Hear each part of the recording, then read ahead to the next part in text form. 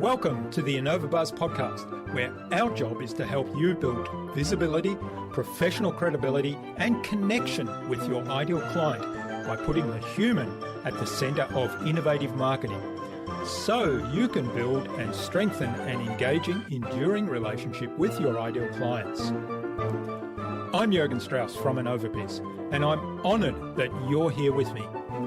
If you haven't joined our wonderful marketing transformation community yet, go to innovabiz.co and collect your free gift as well. Do subscribe to the show and also leave a review because it helps others find us. Let's get into today's masterclass on this InnovaBuzz podcast.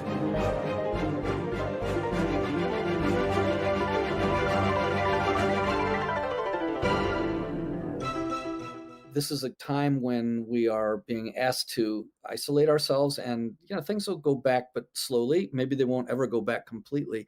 But I would say take advantage of the time for reflection, to encounter the books and people that can really change your life, and take those changes to heart, and take advantage of the extra time that you may now have to add new skills and new contacts, and to clarify your passions and your goals and everything. And then when things do start to speed up again and get back to normal, don't just step back onto the merry-go-round. Take a clear assessment of where you really want to be and where you want to go and who you want to help.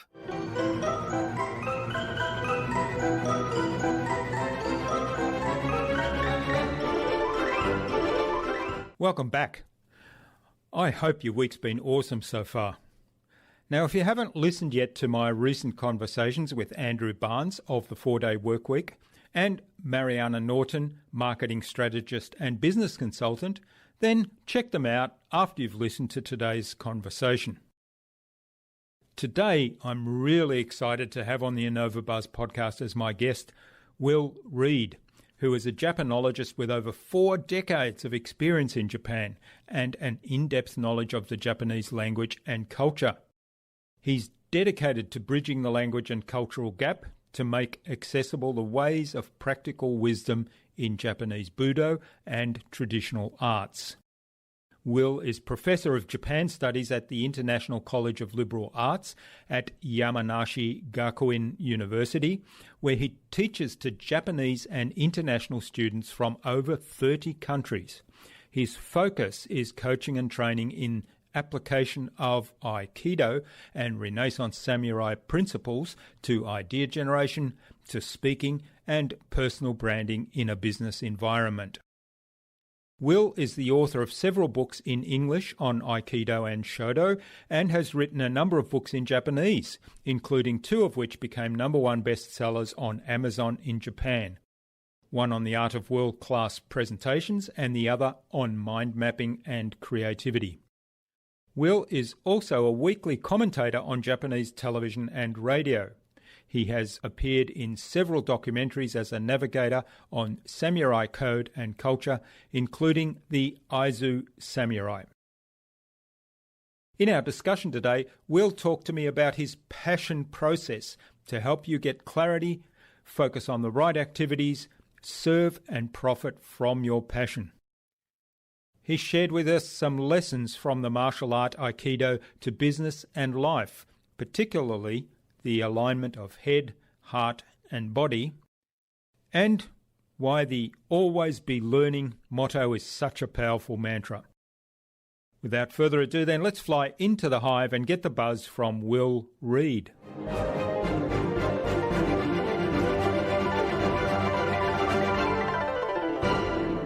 Hi, I'm your host Jürgen Strauss from InnovaBuzz, and I'm really excited to welcome to the InnovaBuzz podcast today from Yamanashi, Japan, Will Reed, who's a speaking and creativity coach, and he's also has a business called Samurai Walk. So I'm really excited to learn a lot about that today. This is something a little bit different, a little bit out of the ordinary. So welcome to the InnovaBuzz podcast, Will. It's a real privilege to have you as my guest. Thank you, Jürgen. It's great to be here. And I might Yamanashi might not be familiar to people, but it's close to Mount Fuji and not that far from Tokyo. Yeah. Okay. So, and you have a view of the backside of Mount Fuji, I I'm not understand. sure I would call it the backside, but it depends on perspective. But we get to see the floating peak, and it's quite beautiful. Yeah. All right. Mark Robinson, who was our guest on episode 254 of the InnovaBuzz podcast, suggested that we have a conversation with you, Will. So, Yeah. big hello to Mark. Yes, for sure. Thank you, Mark.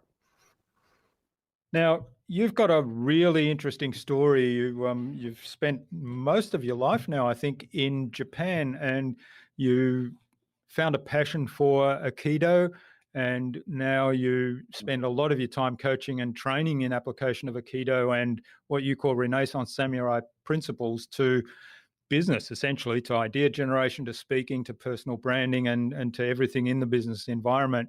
And you're also the author of several books, and one of those is A Samurai Walk Through Practical Wisdom. So I'm hoping that we get a little bit of a samurai walk through some practical wisdom and business today. Okay. But yeah, before we delve deeper into that, give us a bit of a whistle-stop tour of your journey to how you got to where you are today. Okay, well, it started actually in 1963 when I was a kid of 11 walking home from school and with my friend, and suddenly we were surrounded by 8 older boys, bullies, who bullied but didn't harm us, but really scared the daylights out of us. And they had an argument to pick that was totally irrelevant to us, but nevertheless, they're going to be waiting for us every day. So that led me to the next day to find a book on self-defense. It turned out to be a book called The Power of Aikido. Unfortunately, I was a kid of 11, had no teacher, no dojo or place to practice, but I did have 2 younger brothers that I could experiment on. I had this book. And that actually was probably the first book that changed my life, because 9 years later, when I was in college, I found that book again, and the book next to it in the college bookstore was a book by the man who became my Aikido master for many, many years, and then led me to study in Japan in 1972. And now it's been 48 years practicing the art. And Fascinating, yeah. among others, yeah. But anyway, it was a book, and then which led me to meet the master or the author of the book, which led me to the training, and that's the way it's been over and over again. Fascinating. So when you first went to Japan, it was to study Aikido? Well, I was a junior in college, so that was my official reason. But my inner motivation was to study Aikido, calligraphy, and Japanese culture, and it was just a great place to do it, kind of like a mecca for Japanese culture. Yeah, but no, I was officially there as an exchange student, and I started studying Japanese then too. Mm-hmm. Now, today you're professor of Japan Studies at the International College of Liberal Arts in Yamanashi, Yeah. and also you've trained diverse groups in business in all kinds of business related things, from the samurai art, as you call it. And I sort of saw about airport security staff in Japan in some of the big airports, the Japanese Maritime Defense Forces, and also taught customer service to some large organizations. So and team building and this sort of thing. This was before. I've been a professor now for I'm in my 6th year actually, which is a fairly recent thing. But before that, I was doing a lot of corporate training, and I don't know what image people might have, but it was not about training bodyguards or in the part of self-defense. Rather, it was more related to, for example, personal presence and awareness and good posture, making a good impression, and defending yourself from stress, all of which are really nice byproducts of Aikido. But we aren't necessarily throwing each other around on the mat in the rooms. That's how I read it. But yes, that's good clarification. So my question, I guess, is what are some of the lessons from, first of all, Aikido that apply in a business sense? And I'm thinking, you talked about stress and you talked about looking after yourself, that as we record this, we're right in the middle of the Mm, COVID-19 pandemic. So that certainly is a very relevant topic because I think that's really highlighted that some people are living on the edge a bit, and all of a sudden now, when they're thrown into this era of total uncertainty, it really is very stressful. So, what are some of the lessons from that we can take absolutely. for today? I'll give you one that just happened last evening because I am teaching all of my courses online, including Aikido and Calligraphy at the university, as well as developing courses on another platform. But one of my students, we were talking about what they call the kata, which is a, a specific form that you would practice by yourself, which is convenient for now. Uh, Mm. and then you practice with a partner. And this student was saying, well, it must be much harder to practice with a partner. So I asked him why. And he said, because you have to think of two things, like what you're doing and what they're doing. And I said, well, that's a really good question, but it's actually not because you have to think of two things, but it is because you think of two things. The more things you think of, the more confused you become. And if you've really mastered it, the movements with your body and your mind is clear, it isn't two things. It's doing the one thing that becomes joined with the opponent, and it works out really nicely. I told him there's a Japanese proverb that if you chase two rabbits, you lose them both. Mm. And I got a nice smile from that one. Is Yeah. so I think the problem now. I mean, there are a lot of problems, but one of them is we have not only the coronavirus, which is an unseen enemy in many respects. We don't fully understand it, but there's also the information virus. Just Mm. so many different opinions, and even the experts don't agree, and the timing. Basically, nobody really knows, but there's a lot of people that want to tell you the way it is.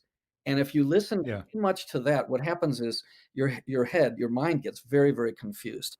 And Aikido will train you to align what we call the three centers: your head, which is related to your wisdom or mental clarity; your heart, which is related to love, your heart center, your emotions; and the what is called the hara, which is the gut or lower abdomen, which is related to your vitality. So you align these three centers: head, heart, and hara. And you try to protect yourself from all this invasive information by maintaining and developing, cultivating your wisdom, your love, and your vitality. It's pretty fundamental. Mm. Yeah. Yeah, I love that. I think there's so many other examples of where people come back to that kind of philosophy, and yet we forget about it all the time. And what particularly amuses me a little bit in today's world, there's so many. I'm sure you get in your email today as well. There's so many emails that say, "Well, here's how to come through this Yeah, coronavirus pandemic. These are the steps you need to take to either for your business to survive or yeah, to take care of yourself or whatever it may be." yeah. And I sort of started getting an avalanche of these in the early days, and I thought, well, that's interesting because the world actually has never been through a pandemic like this. I mean, the closest thing was the Spanish flu back in the early 1900s, Yeah. and I don't believe that anybody is alive that was around at the time of the Spanish flu.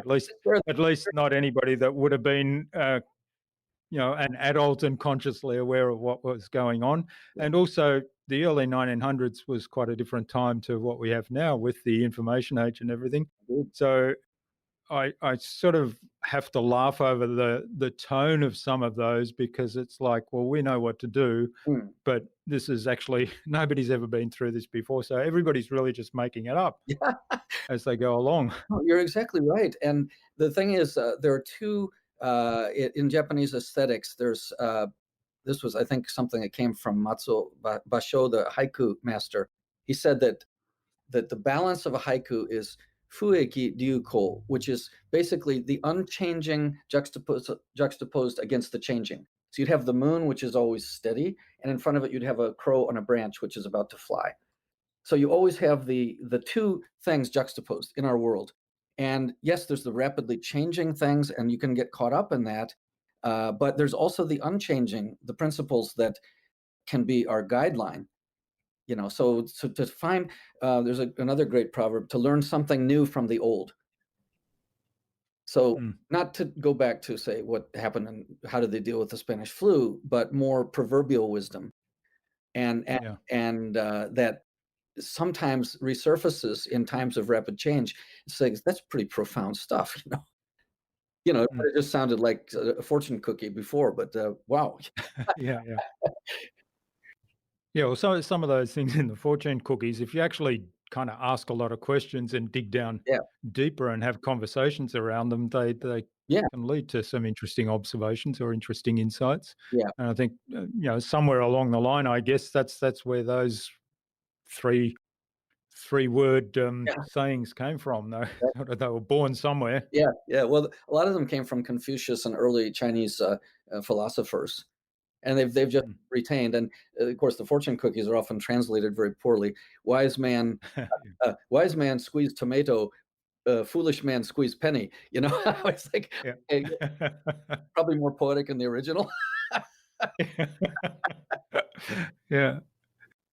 Okay, now one of the things I know you do a lot of work with, and I guess this is related a little bit to Aikido Mm. and its body movements, natural body movements through Namba. Yeah, And I saw a fascinating video, a TED talk you gave, where you actually demonstrated with somebody that obviously you brought along with you to yeah, deliver that talk, and you demonstrate how if you kind of push against them and they were younger, bigger and stronger than you, so that basically they were able to resist your push, whereas if you used your body movement, you were able to move them around quite easily without much apparent effort, it looked like. And I thought, well, that's a really neat metaphor. I mean, obviously in the physical space and in Aikido, it's something that you apply in the training. But talk to us a little bit more about, well, first of all, that physical yeah. foundation, and then how that applies to kind of life in general. With pleasure. Well, the pronunciation is Namba in Japanese, Namba, and it means literal translation is difficult place or tough spot. So why would you want to study that, right? But that's again, it's abbreviation, and the idea is it's the art of physical finesse, and the physical and mental are connected here. The art of physical finesse, which helps you get out of a difficult place. So then, where there are all these exercises we do, one would be the metaphor, as you mentioned, a person much younger and stronger standing in front of you trying to block your way. You can imagine a sumo wrestler, faced off, Mm. And obviously, in pure Newtonian physics, if you collide with that, you're going to get pushed back, And I mean, even techniques aside, just a head-on collision. Mm. However, the interesting thing is that depending on how if you don't brace yourself and try to get pushing off the ground and digging in, which actually gives them leverage on you, if you just take light steps in place, that kind of floats your body and takes away that leverage. And interestingly, it makes the other person kind of locked together. And if you focus on moving the skeleton rather than the muscles, uh, it's almost like you've got them all wrapped up and they just move back. I actually tried that with a sumo wrestler once, and nobody could believe that it was true. They thought, "Oh, you must be cooperating." Is half my age and twice my size, right? But I asked him, "Well, have you ever been pushed this way before?" And he said, "Yeah, that's the way it feels when a veteran sumo wrestler pushes you." Mhm. It's really cool. Not that I would be able to do anything in the ring because they have technique as well as massive size, but just as a simple Yeah. experiment, it was quite interesting. Mm. So Namba, we have three principles. Don't force, okay, so don't tighten up, don't force, don't twist, and don't disconnect. Many of the things that we try to do when we struggle in life is by forcing against things or forcing against Mm. people or by twisting and trying to get leverage or by moving just or training just a part of our body rather than having it all connected. And so by through a series of balance exercises, which kind of restores what happens to you when you do twist and force and disconnect, which most of us do. Mm. We have a series of like self chiropractic, if you will, series of 12 exercises you can do. And then there's a series of 7 flow exercises, which kind of help you connect that to movement. And the rest is about daily life or applying that to your particular discipline. Mhm. Yeah, I see that also as a metaphor because had an interesting experience this morning. I was actually on a 3-hour phone call, would you believe, with a government agency Oh, to try to sort out an issue, and I managed to keep my cool, which was actually quite a challenge. I was aware at the time that my temperature was rising quite a few times, uh, but I had to think of the Namba philosophy that you talk about because I had been researching this over the last few days a little bit in okay. preparation for today's conversation, and I thought, no, I have to take that approach a little bit here because maybe if I don't dig in and have the resistance, so I think that there's some lessons from that in kind of everyday life and in business if we're facing business hurdles or Absolutely. obstacles. And I guess the thing is, it definitely is a metaphor, and I love the way you explained it. But at the same time, it's a physical. I don't want to say reflex. It's a physical response. So you need to train your body to respond in Namba terms intelligently, rather than Hmm. forcing and twisting and disconnecting, getting all, as we say, bent out of shape. You look at Yeah. the phrases in our language. It's quite interesting. And the way you do this is through training the exercises to give you the alignment of head, heart, and hara, give you the physical kinesthetic feeling of it. And then, well, for example, a lot of people get surprised easily, startled. There's even a word for it in psychology called the startle reflex, which you can imagine there's a loud sound and suddenly, and your shoulders are up. And the Hmm. normal thing would be to come back down. It's just an instant, you're surprised. Hmm. But now it happens so often that people remain sort of permanently in the startle reflex. So it gets locked into their body. And that, of course, affects the way they feel. It affects their blood circulation through the neck to the head, which is going to make them Hmm. experience more brain fog or fear. And it also is not a great type of body language if you're trying to communicate in a business situation. Hmm. Yeah, that's right. So standing there hunched up like this. Yes. You look like you saw a ghost, like, but you need to do the reset because there are so many stimulations like that, and particularly now, unfamiliar ones. So we need Mm, to go back to something that's so basic and easy to practice that you can always kind of reset, and then you can start to intelligently deal with the problems. mm. Do you have any kind of simple exercises that you could describe for the listener today to do in that kind of situation? Okay, well, since this is an audio podcast, I'll try to find something that doesn't require a visual, a video or a photograph to show. I'll tell you the best thing, and goes back to ancient times, is taking a walk.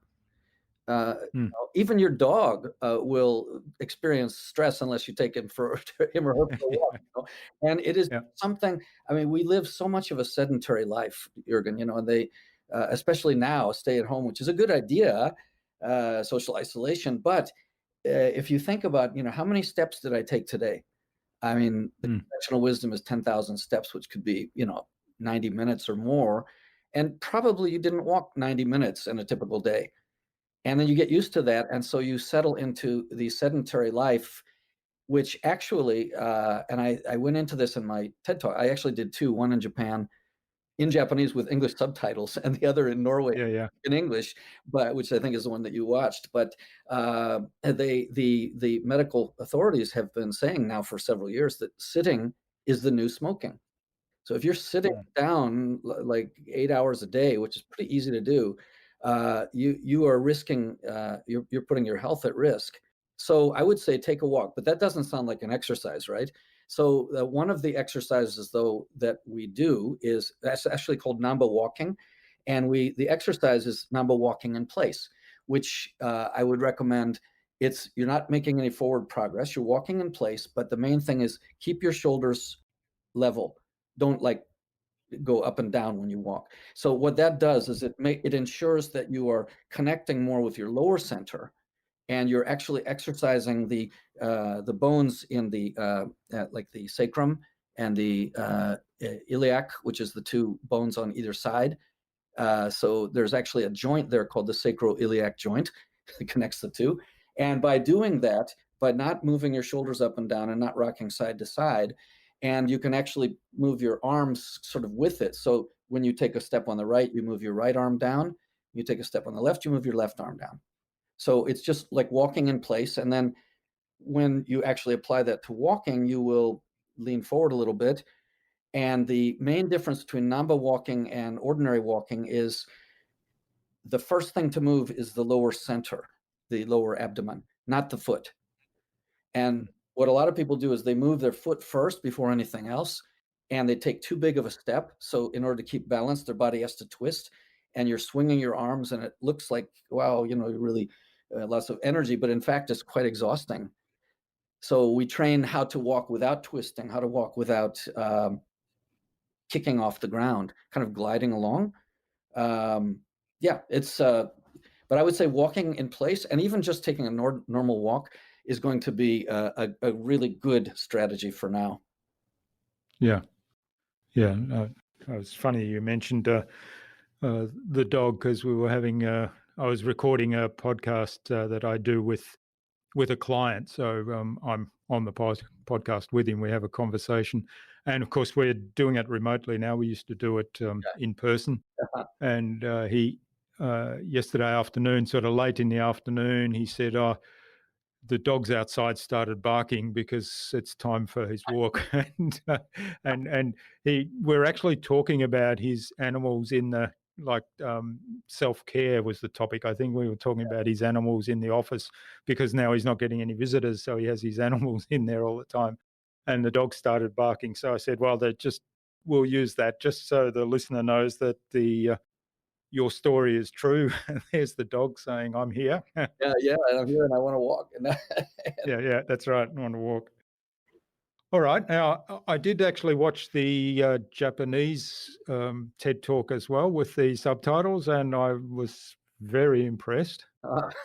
It was just for the listener, it's worth just watching a little bit, even if you don't speak or understand Japanese, simply to see how fluent Will presents in that, and it's as fluent as the Norway talk where you do it in English. Well, thank you. At some point, I passed the bilingual line, actually many years ago, when I realized that the television was on in the next room or something, and I was trying to read a book.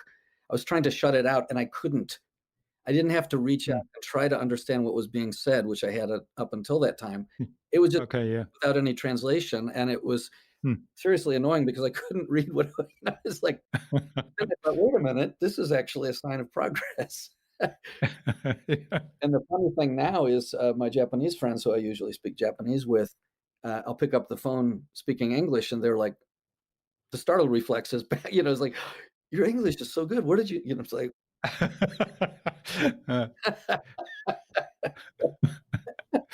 yeah, it's sort of full circle in a way, isn't it? Yeah, exactly. All right. Well, I know the other thing you've spent a lot of time on is studying calligraphy and then samurai culture. So tell us about some of the lessons in that. And I'm guessing this is about, you talked about the alignment between head, heart, and hara. Yeah. So I'm guessing that plays into that sphere. But tell us about some of the lessons from the arts and from samurai culture that you've applied then to life and to business. Absolutely. Okay. Well, the two arts that I have the most time in grade or credential in are Aikido, which I have an eighth degree black belt, and calligraphy, in which I have the equivalent of a 10th degree. But I'm also involved in bringing in guest teachers from other arts that I also want to learn. For example, ninja arts and tea ceremony, which is something the samurai practiced, and Iaido is something I've been doing the last year or so, where you're the art of drawing the sword. And I'm not in a position to teach those things, but I have an audience and I have a connection with the top master, and I'm also able to connect my calligraphy with it. So we have an article coming out in a major martial arts magazine next month, in which my sensei did an amazing draw of the sword, and I did this piece of calligraphy, which you might want to post a photo or something on the site. But what this is a slogan of the Bushido code, of the samurai code, and the radical on the left refers to speech or words, and the radical on the right refers to become. So in other words, words are realized in action, or should be realized or aligned in action. And it was the slogan of many people in Bushido. So, we did this, we got a video of it, and it's just really cool interview. And I'm now actually helping my sensei teach online lessons in drawing the sword every week. Our challenge, though, is he doesn't speak English, right? He has an amount of wonderful, incredible stuff, deeply connected to tradition. Yeah, I could translate it for him, but then it would kind of break up the flow. So we're experimenting now with this little translation device called Pocket Talk. And you see this on the internet. And I don't know how well it's going to work, but it'll be interesting because you say a phrase and it translates it for you. It's like, but we do have inquiries from Australia, for one, and from Argentina and Scotland, and so it's starting to pick up. And I think there's going to be a lot of interest in learning the lessons of Japanese culture. So let me just go through a few. Calligraphy is the art of painting, Chinese or Japanese characters, and your state of mind is completely reflected on the page. You can't fake it. It has a lot to do with spatial dynamics, and there's also a verbal message in it. So there's some philosophy, and you have to be so concentrated in the moment, and then you produce a nicely balanced piece of art. And the Chinese traditional Chinese idea of a complete person is one who had mastered calligraphy, painting, poetry, martial arts, and herbal medicine. That's the five excellences, which they love putting things in fives. Yeah. And that's liberal arts, and that's a lot of those things I'm actually teaching now. So calligraphy is a great way to kind of develop your concentration and kind of appreciate philosophy and art. And then the Iaido, which is the art of drawing the sword, that's just a super way to concentrate and focus and protect yourself. People say, well, what are you doing with learning with a sword? How's that going to help you? Well, I would say to that, this is not the time to stockpile weapons, which a lot of people are doing. And really, the chances of you being attacked are relatively small compared to the chances of you being done in by more prosaic means, like a car accident or stress, or and so by learning to correct your posture and have this great feeling of energy extended, this will protect you from a lot. So that is something you learn there. The tea ceremony is an amazing way to reconnect with your senses and the subtle changes in the seasons. And ninja, people think of people throwing stars and stuff and doing assassinations, but actually the ninja were information gatherers, Jürgen. They were very good at learning new dialects. They had to penetrate into new environments and constantly learn new professions so they could blend in. And so really ninja studies is a matter of learning to become a super learner. So I'm converting all of this into modern terminology and practical exercises that and doing it all in English, which is one of the things about our college at iCLA. All the courses are in English, so getting a lot of practice. Okay, I didn't realize that the courses there were in English. So are they local students, or do people come from other parts of the world to Yamanashi? We have Yamanashi from 30 countries, if you can imagine, and we have partner universities with 50 different schools around the world. So our students will go overseas for a year, and their students will come here. Now that's slowed down a little bit because of this Corona thing, but essentially, though, we do have a lot of foreign students, and the others are Japanese students, and So it's a very international environment. Hmm.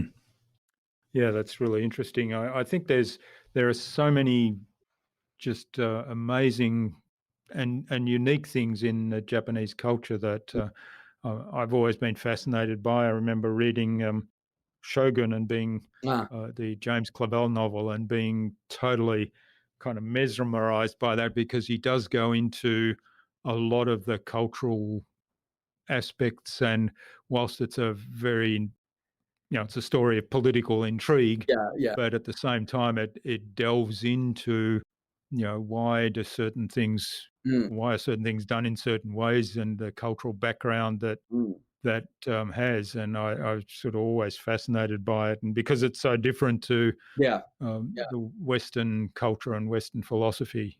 Well, the that particular novel and the movie that came from it, who was it? Richard, the actor that played.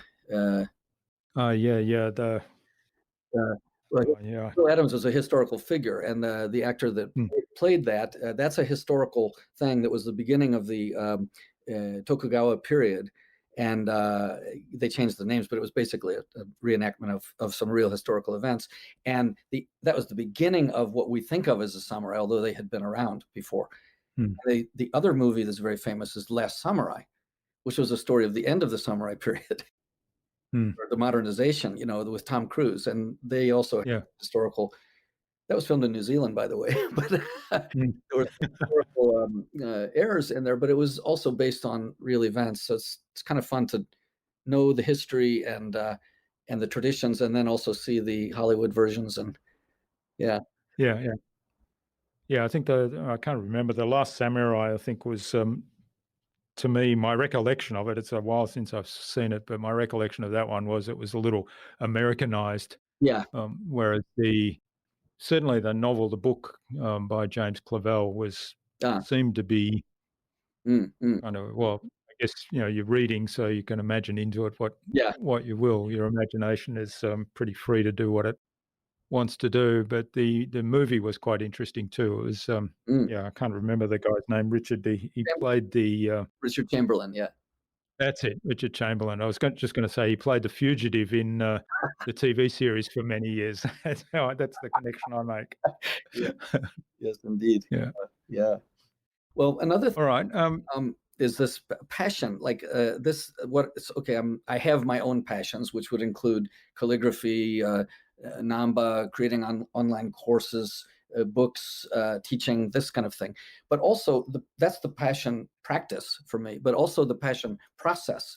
So what I'm trying to do now through online courses on a platform called Genius U is help people discover their own passions with a four-step process. Mm, You have to pledge and clarify your passions. What is it that you really, really care about and you really want to focus on? So you pledge your passions, and then you pursue them, which means basically putting them on a calendar and doing it. And then you present your passions, which is also putting on a platform. And there are lots of ways to do this. And then you hopefully you end up profiting from your passions, getting paid to do what you love, and making a mm. contribution. That's fascinating. So, what's the? Because I'm interested in this idea, discover your passion, because I've been having conversations around that, and I know one of my guests from a while ago, Terry Trespicio, has given a TED talk about she's yeah she her philosophy is very much against the I want to discover my passion, so I'll just hang about Mhm. and wait, and one day I'll discover it. Her Yeah, philosophy is very much around, well, you've got to get out there and do something, yeah, yeah, and at some point you'll become passionate about something, but it's not.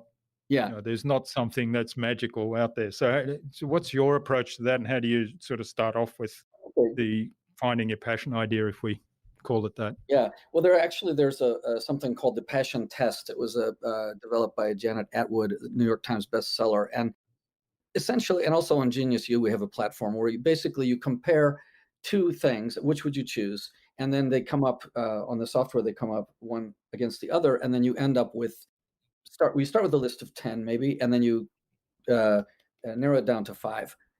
And I found myself that once I realized, I knew that I was passionate about those things, but instead of having a list of 30 things that would, Mm. that I wanted to do and not make much progress in any, I narrowed it down to 5 and basically decided everything I would do would be connected to those.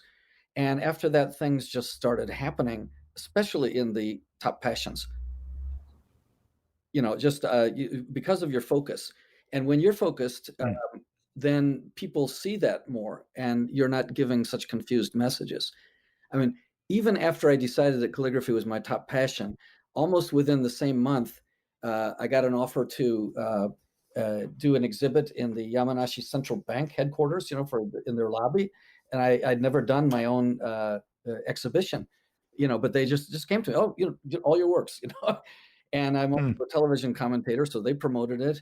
And then I've since then also done performances and dedicated calligraphy to one to a 500-year-old temple in Yamanashi, and another now I'm working on for a 1,500-year-old shrine.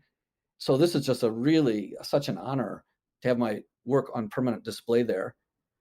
And then commissioned works from karate sensei in the United States and from different places. So it's just starting to roll.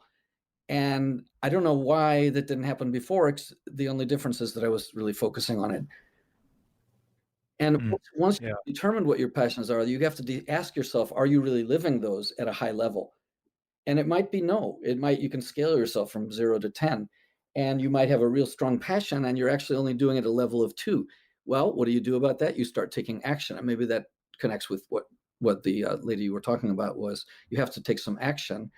And then I think the third phase is that you have to be able to say that to anybody that looking at you or you yourself, seeing what you're doing would say, yes, you are living that passion at a level of 10 or 8 to 10. It's just Mm. obvious because what your actions and your results. So, it is a matter of putting it into action. Yeah, yeah. And I love that you talked about focus as well, Yeah. because I think that is so powerful. And if you kind of decide, okay, I'm going to narrow down to these 5 things, Yeah.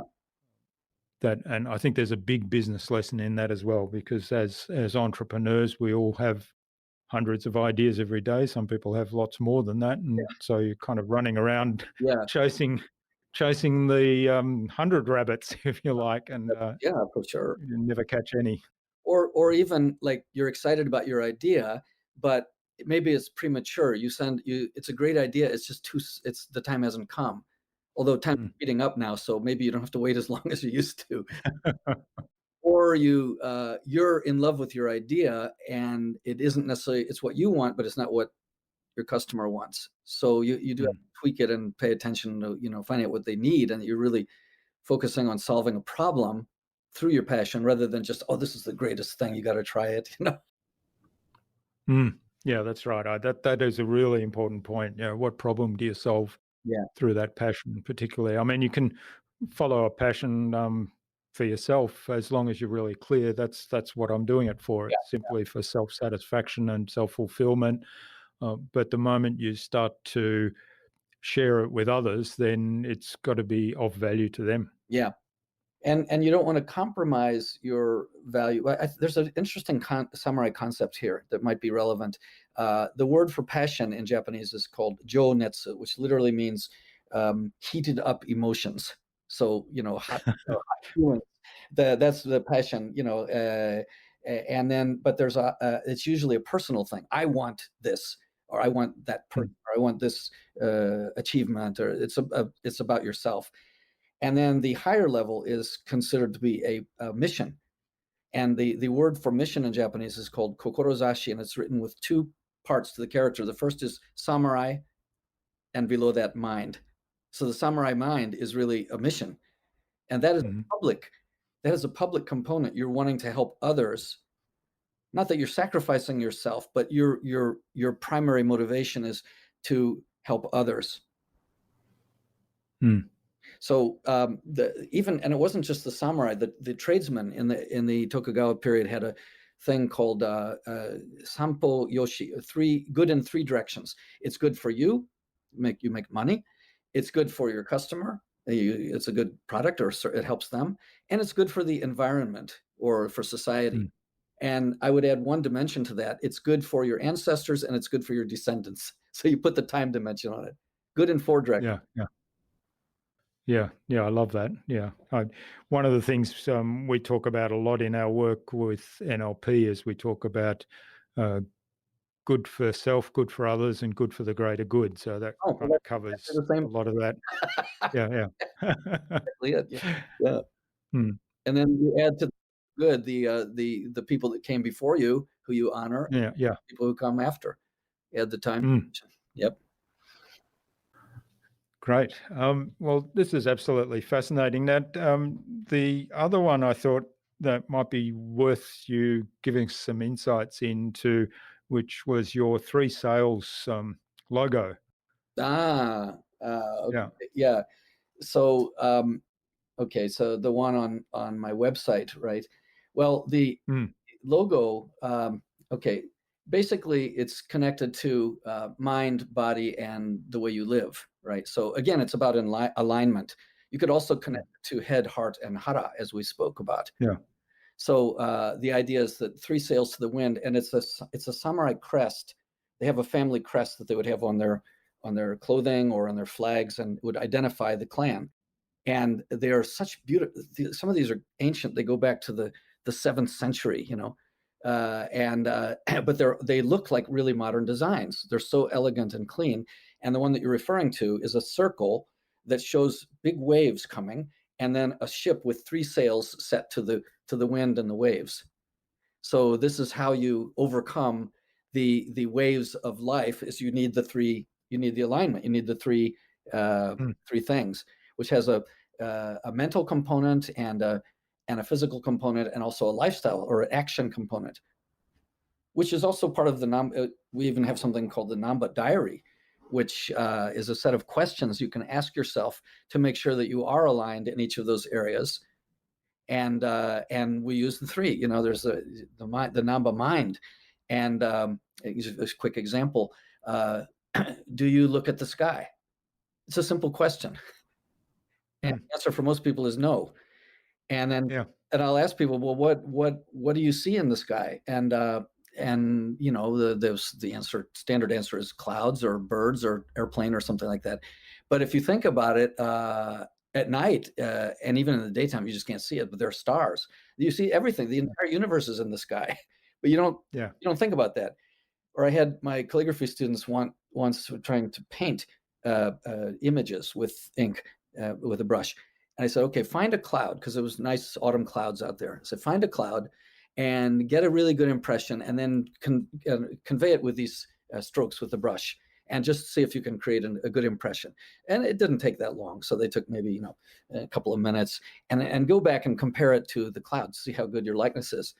And they were all gasping, because the cloud's gone, or it's changed, or it's a different Yeah. shape. And I said, didn't you notice that before? It's constantly changing. Mm. And how beautiful, and what color is it? Well, it's white or gray. Well, no.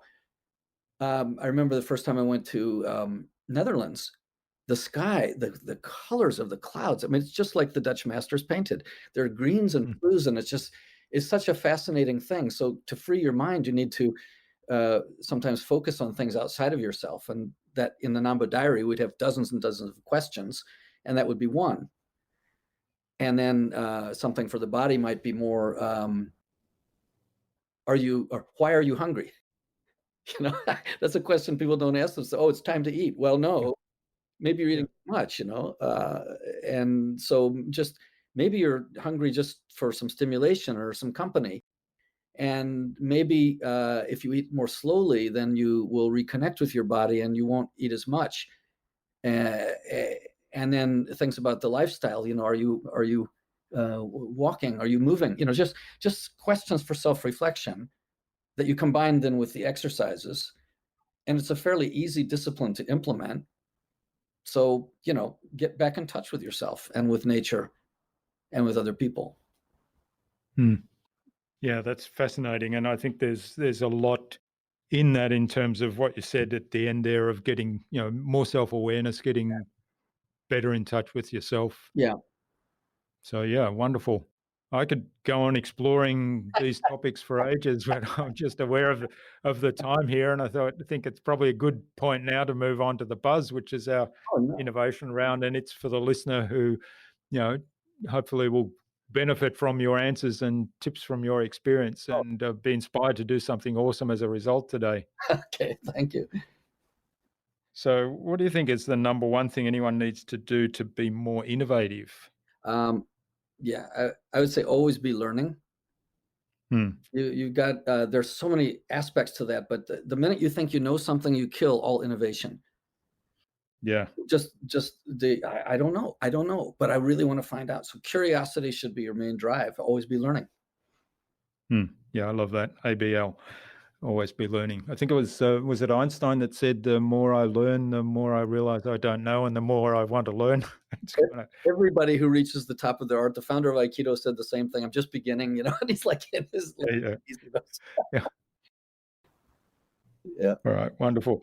Um, what's the best thing you've done to develop new ideas? Um, you know, I've studied a lot of different methods. I even wrote a book on mind mapping that, just became a bestseller and number one bestseller in Japan in all categories, which really surprised me, but All right, it was well I didn't promoted. know that. Hmm. But I don't think there are a lot of techniques out there for generating ideas, but when I really think about it, the thing that's helped me the most is pursuing my what you might have started out as a hobby or a passion to a professional level.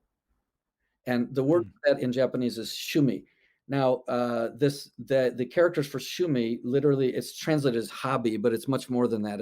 And if you analyze the characters, the first one means to run and take, and the second one's to taste, to put it in your mouth.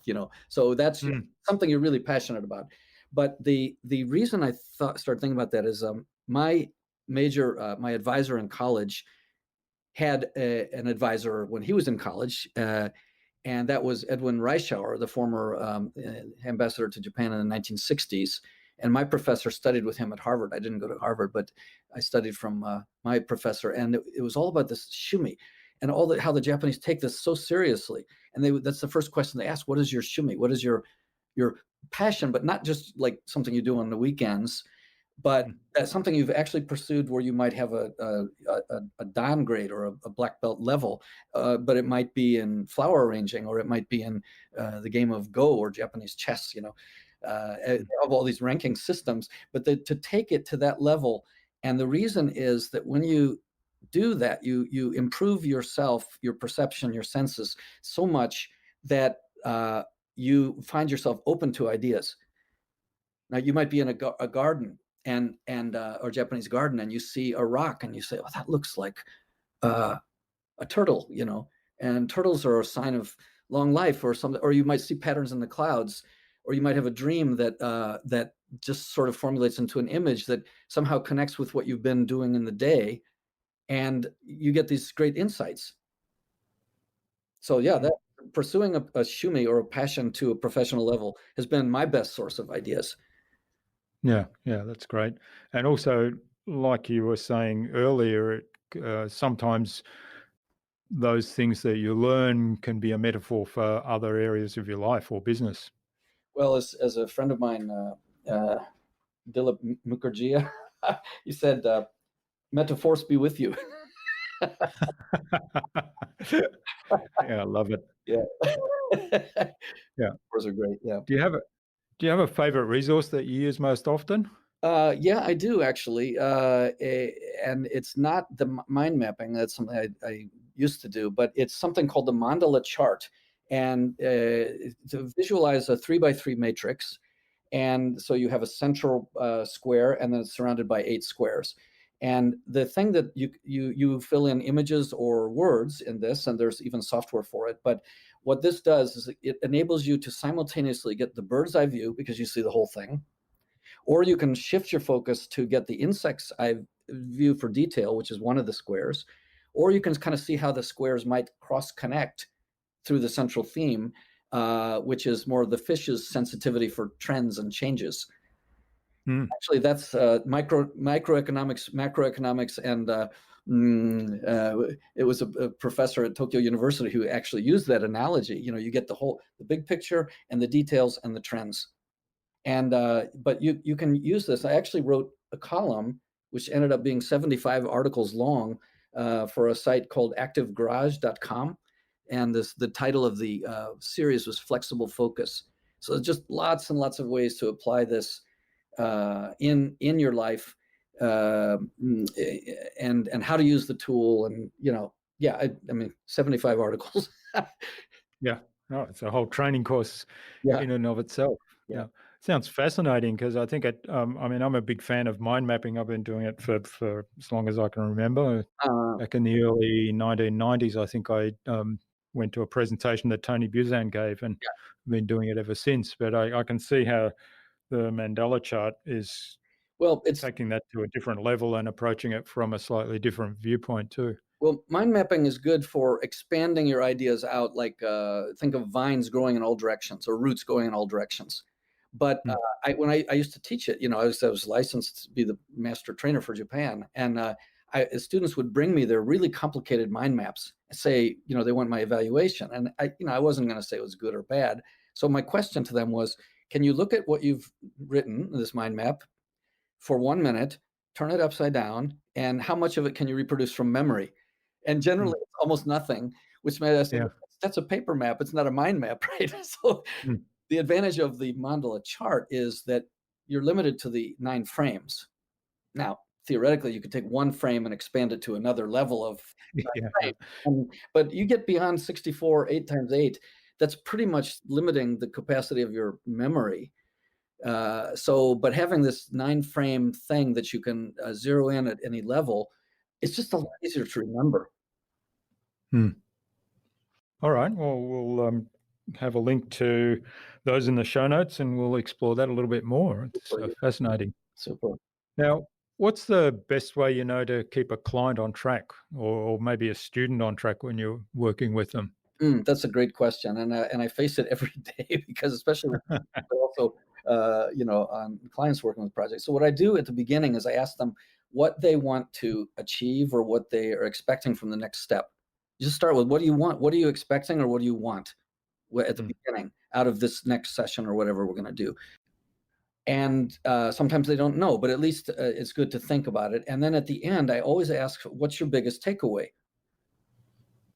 So they need to summarize, not necessarily summarize everything that was said in the hour or whatever, but just to the one thing that really was insightful for them. And sometimes I get fantastic ideas from that because they put it in their words, right? So if I record the session and I'm doing a session for 30 people and the team comes up with this amazing wisdom, and I recommend to the client, you should record this because this is your know-how. Your team is really, really smart. And look at what they're saying. Record it. If they write it down, take a photo, circulate it. This is really good things. But our memory is like a sieve. It tends to fade if you don't remind people. So I ask them at the beginning, what are you expecting? At the end, I say, what's your takeaway? That's really good. Sort of start with the end in mind, but then wrap it up at the end and say, well, what's your biggest takeaway? Yeah. Great. All right. Well, last question of the buzz is, what's the number one thing anyone can do to differentiate themselves? And this is coming from a man who's certainly differentiated himself. Yeah. I'm involved in so many things that sometimes I'll meet somebody who doesn't know one of the other things I was doing. I may have met somebody through marketing seminar, and they say, "Oh, you do Aikido?" I said, "Well, yeah, that's like my main thing. You just didn't know about it." Or I speak to people, my Japanese friends, and they hear me speak English. It's the surprise. "Oh, you speak English?" Well, yeah, of course they know when they think about it. But I would say that you can't master any one of those. There's always going to be somebody better at you at any one of those, always. But the way you differentiate yourself is you do more than one, hopefully at least 3, and not just different things, but not just for diversity, but you hybridate or crossbreed the insights from each of those. And it might be metaphors, or it might just be the energy, or it might be an analogy. Sometimes you can learn a lot to solve a problem by just going out of your industry. Ask somebody who doesn't know anything about your industry, and they'll come up with the most amazing solution, Yeah. because they don't know. Yeah, exactly. So the way you diversify, you lifelong learning, reading, and people. Charlie Tremendous Jones said that you will be the same person in 5 years. In other words, not differentiated. You'll be the same person in 5 years, except for the people you meet and the books you read. And those have always, every single turning point in my life has been starting with a book, meeting the author, enroll in their training, get certification, and then I do it again and again and again. And all the turning points have started with a book. And today you also have videos. There's other ways to learn than books, or audio books, media. But it's just, you can't do it by yourself. So you've got to draw on the wisdom of others. And some of these others might have lived 500 years ago. I love learning from samurai who I'll never meet, Yeah, that's a fascinating one. The learning from historical figures, and there's whole Hollywood movie could go around that, right? If I could only meet that person that I read and admire from 500 years ago. Actually, you can. I mean, not literally, but Yeah. the one thing that I do, I've actually written a whole column on this, which is on my website. It's called Samurai Shodo. Shodo is calligraphy, in which, and I did a series of 15 articles or so for Martial Arts Magazine, where I take famous historical samurai figures, and I literally paint their signature or a sample of their handwriting and talk about how that reveals aspects of their personality. And it's not just an intellectual analysis. In order to make a really vivid impression, like a likeness of drawing the face, you have to be in the same body mind frame, because it comes out in the brush. And so to breathe the same way, it's like acting. You have to breathe the same way, move the same way, feel the same way. Otherwise, it's not going to look the same. And so by making this likeness, you start to feel like that person. I don't like the word channeling or downloading, but in a way, that's what you're doing. And then you get so close to that person in a way that reading a novel or watching some director's interpretation would never be. It's such an intimate way of communicating with people in the past. Yeah. That's an interesting approach, because, as you say, it's not somebody else's interpretation that they're feeding you and that you're just taking on board. It's actually you being that person. And in inverted commas. Yeah. Interesting. So, thanks. Well, this has been absolutely fabulous. Thank you. Those articles are all on one of the tabs on my website, actually, which is, I should give the name of that. It's a samurai-walk.com. So it's SAMURAI-WALK.com. And it would be under Samurai Shodo where you'd find those articles and videos.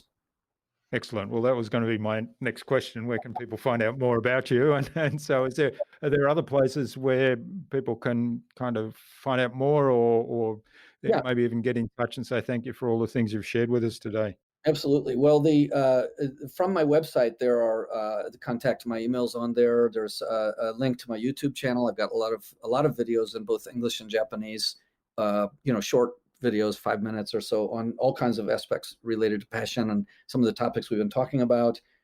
I would say that's the best place to start. It's the website, which leads to the YouTube channel. And then I also have a newsletter. So if somebody wants to send for that, not terribly often, but once a month at least, maybe some of my artist's musings, I'd be happy to share.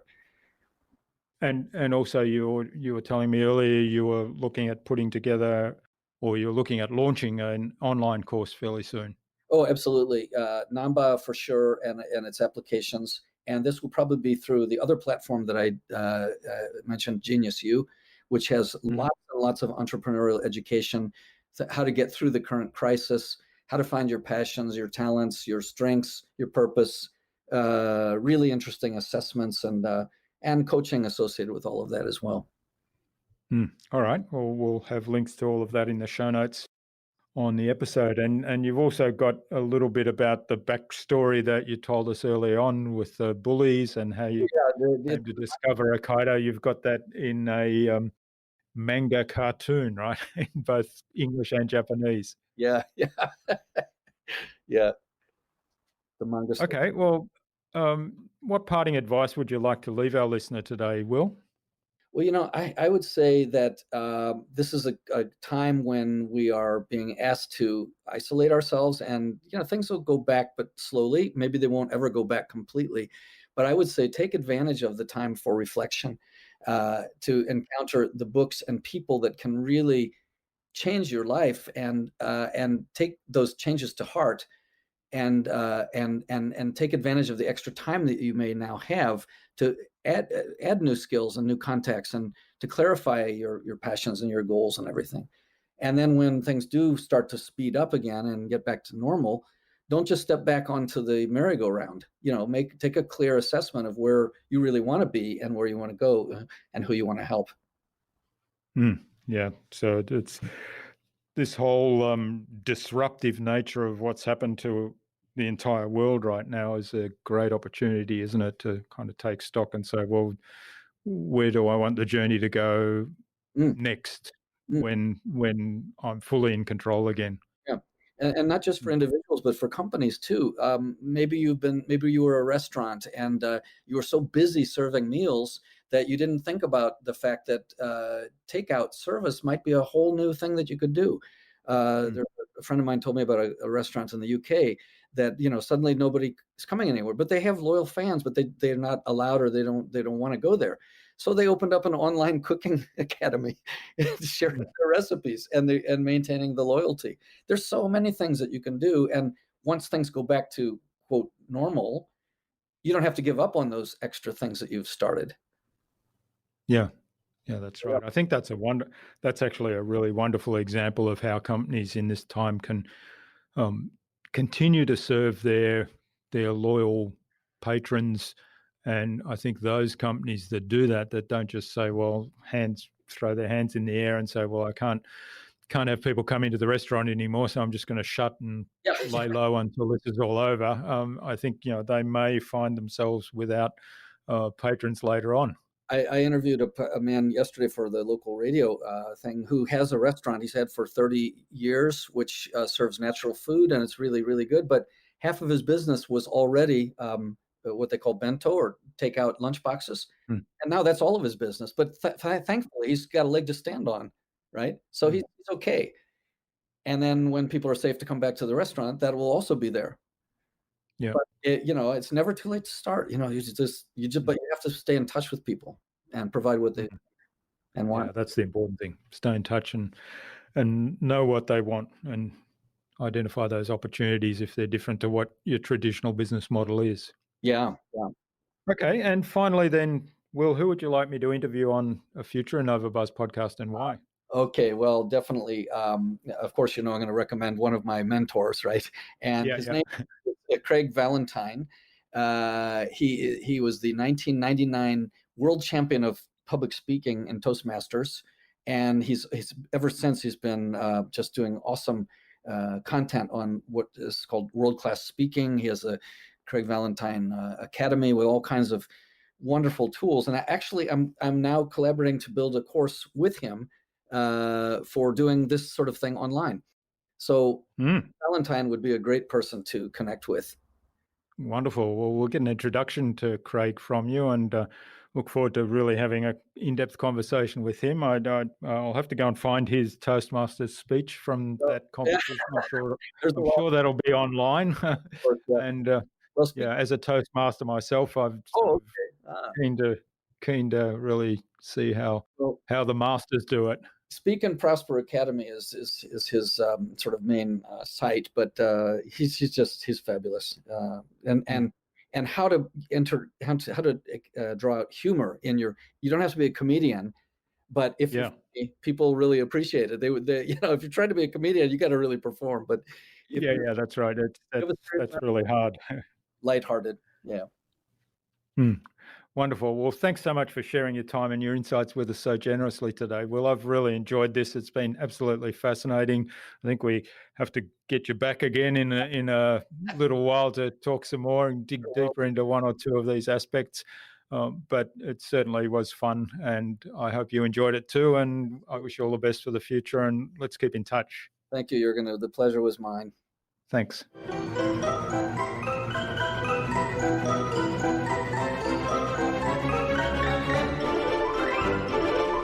I hope you enjoyed that fascinating, engaging and enlightening conversation with Will and took something away from his episode. He's certainly lived a unique life to date and provides a wonderful model for lifelong learning and pursuing your passions to a professional level. I'm curious to know what you took away from Will's episode. Leave a comment below the blog post, which you can find at innovabiz.co/William Reed. That is WILLIAMREED.